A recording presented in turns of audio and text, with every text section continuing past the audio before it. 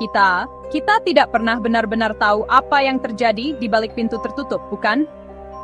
Dari luar, rumah di Paris, California, terlihat seperti rumah keluarga lainnya. Tenang, pribadi. Mungkin bahkan membosankan. Tapi, apa yang terjadi di dalamnya lebih menakutkan daripada film horor manapun. Pada 14 Januari 2018, seorang gadis berusia 17 tahun bernama Jordan Turpin melakukan sesuatu yang belum pernah dia lakukan sebelumnya. Dia melarikan diri. Break time no point leave. Dia memanjat keluar dari jendela kamar tidurnya di lantai 2, sambil memegang ponsel yang rusak dan berlari ke malam. Dia ketakutan, tapi dia tetap menelepon 911. Suaranya bergetar saat dia memberitahu operator. Saya baru saja melarikan diri. Saudara-saudara saya dirantai. Kami kelaparan, kami disiksa. Awalnya, polisi mengira dia hanya seorang remaja yang bingung. Tapi, ketika mereka muncul di rumah Turpin, mereka tidak disambut oleh orang tua yang panik. Mereka menemukan mimpi buruk. 3 anak dirantai ke tempat tidur yang kotor. Baunya sangat menyengat, busuk sampah, sesuatu yang tidak bisa Anda lupakan.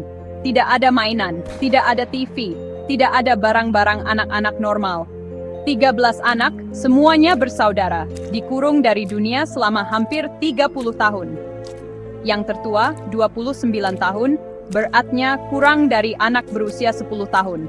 Beberapa bahkan tidak tahu hari ulang tahun mereka. Sebagian besar belum pernah ke dokter, atau keluar rumah lebih dari beberapa kali dalam hidup mereka. Jadi, bagaimana ini bisa terjadi? David Turpin adalah seorang insinyur. Louise adalah ibu rumah tangga. Keduanya mengaku sangat religius, menggunakan iman sebagai alasan atas apa yang mereka lakukan.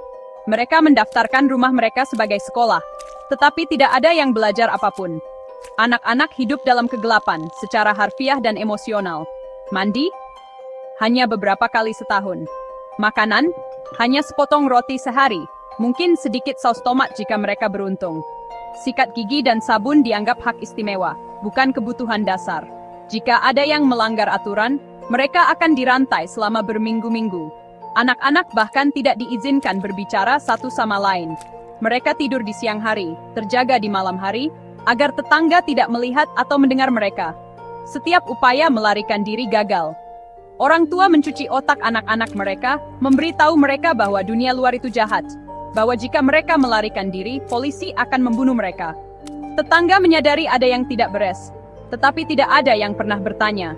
Semuanya terjadi dalam keheningan. Ketika polisi akhirnya masuk, kebenaran terungkap. David dan Louise Turpin segera ditangkap. Ternyata, horor ini telah berlangsung selama lebih dari 20 tahun. Pada tahun 2019, mereka mengaku bersalah atas beberapa kejahatan dan dijatuhi hukuman penjara seumur hidup. Di pengadilan, beberapa anak Turpin berbicara untuk pertama kalinya. Suara mereka lemah, tetapi pesan mereka jelas. Kami dulu hidup dalam ketakutan, tapi sekarang kami bebas. Namun, bahkan setelah diselamatkan, beberapa anak menghadapi lebih banyak penderitaan. Hilang dalam sistem panti asuhan, diperlakukan dengan buruk, bahkan dieksploitasi. Sistem itu mengecewakan mereka 2 kali. Namun, harapan tetap ada. Jordan Turpin, gadis pemberani yang mempertaruhkan segalanya, kini berbicara untuk anak-anak lain yang disiksa. Dia menulis buku, memberikan ceramah, dan berjuang untuk mereka yang tidak bisa bersuara.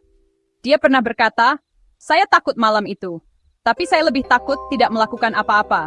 Jika saya tidak melarikan diri, kita semua mungkin sudah mati." Kisah Turpin bukan hanya tentang kejahatan. Ini tentang ketahanan. Ini tentang sistem yang harus berbuat lebih baik, dan tentang keberanian yang tak terbayangkan dalam menghadapi kegelapan. Terkadang, yang dibutuhkan hanyalah satu cahaya kecil dalam kegelapan untuk menyelamatkan seluruh keluarga, dan mungkin menginspirasi dunia.